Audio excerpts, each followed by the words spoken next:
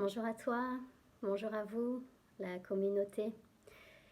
J'avais envie de vous partager une rapide capsule par rapport à mon humeur du moment, en cette période très particulière des fêtes de fin d'année et de ce qu'on a fait l'Occident actuel, c'est-à-dire des fêtes de famille qui souvent n'ont pas forcément de sens.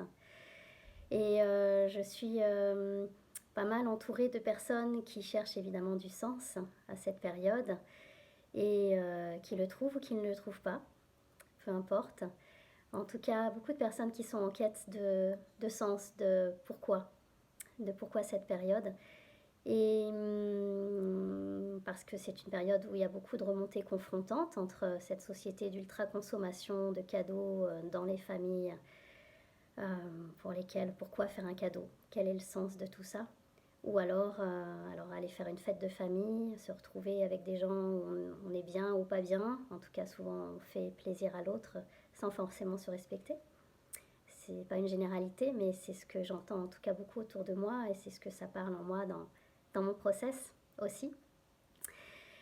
Et puis, j'aime bien m'appuyer sur la sagesse ancienne, sur cette sagesse que l'on a perdue depuis des siècles, et notamment chez nos amis, nos ancêtres les Celtes, avec ce qu'on appelle les fêtes de Yule. Et on est en fait en plein cœur de cette période où il y a eu cette descente vers le solstice qui a commencé, après la fête des morts, après Halloween. Et donc c'était vers le 1er de novembre. Et puis avec cette descente progressive vers l'ombre, vers la baisse des jours, les nuits qui deviennent de plus en plus longues, le soleil qui décline. Et puis on a traversé ce solstice avec cette pression montante des fêtes de fin d'année, de Noël. Mais quel est le sens de tout ça? À quoi ça sert Noël? Des cadeaux, hein? Il y a 60 ans, 70 ans, c'était une orange. Et pourquoi on en est arrivé là, avec cette effervescence de lumière dans cette obscurité.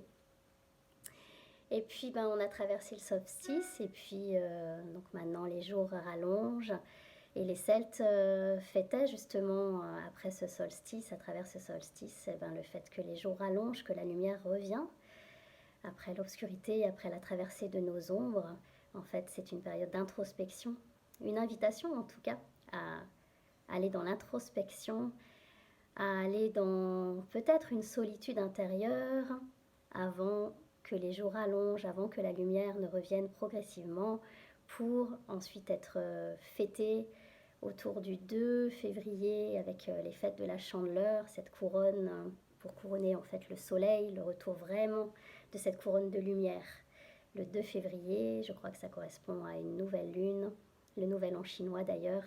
Les Chinois, en tout cas dans la Chine ancienne, ont compris beaucoup de choses à ce niveau-là pour fêter leur nouvelle année. En attendant, nous, occidentaux, actuellement, bien souvent, on est plongé dans cette sensation de solitude et de quel est le sens, quelle est la quête, pourquoi je suis amenée à ça alors qu'à l'extérieur on devrait fêter joyeux Noël, bonne année.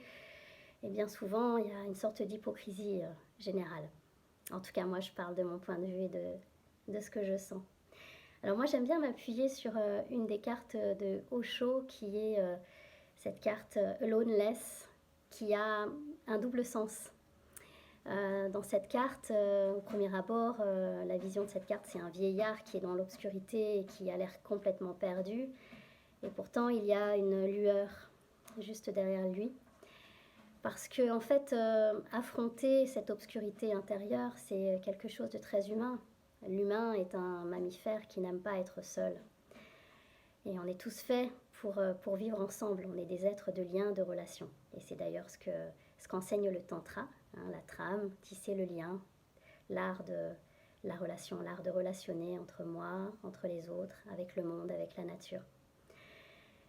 Et c'est vrai que moi j'ai vraiment cette impression que ces fêtes de Noël et de Nouvel An nous plongent dans quelque chose de peut-être triste, de peut-être sombre, de peut-être de solitude intense, de voilà, c'est avoir la force d'embrasser nos peurs, la peur d'être seul, pour peut-être se trouver. Et c'est ce que veut dire Osho à travers cette carte qui parle de aloneness, la solitude, parce qu'en traversant, en se donnant du temps avec soi, et pas avec l'autre, qui est peut-être une croyance qu'en étant avec l'autre, je vais être rassurée, je vais être dans une zone de confort et de sécurité, mais en fait, quand je suis avec l'autre, est-ce que je suis vraiment avec moi?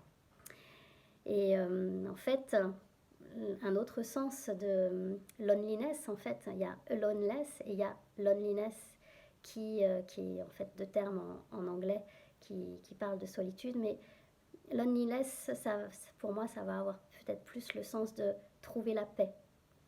C'est-à-dire quand je rencontre ma véritable solitude intérieure, peut-être que ce mot devient à une teneur plus positive.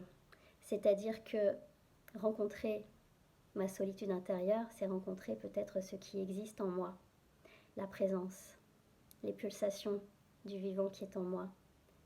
Et ça, je ne peux le sentir qu'à partir de mon silence, à partir du silence intérieur. Et même la cacophonie extérieure, les lumières de Noël, la foule ne pourra pas révéler ce silence intérieur, ce silence qui, à partir de ce rien, fait naître la vibration, la réalité. Voilà, et pour ça, c'est traverser ces peurs, ces ombres, de cette illusion de la solitude. Du vide se crée le plein. Ne l'oublions pas, c'est ce que les sciences de l'univers nous apprennent, en astrophysique notamment. Voilà, et je terminerai donc ce partage, peut-être que ça éclaire certaines personnes sur ce partage de quel est le sens de tout ça, de ces fêtes de Noël, de ces fêtes extérieures, alors que, au contraire, peut-être que l'invitation de la météo du moment, et de la saison de l'hiver, nous invite à hiberner, à se trouver. Dans ce sens de la renaissance à venir, les graines de l'hiver sont là, comme les primes verts, les premières fleurs de l'hiver qui sont prêtes à émerger. Voilà. Et bien voilà, c'était une capture peut-être un peu longue, en tout cas spontanée, que j'avais envie de partager pour me relier à la communauté du tantra, la communauté des humains. Et eh bien, je vous dis avec grand plaisir pour se retrouver, pour ceux qui me connaissent, dans des propositions à venir.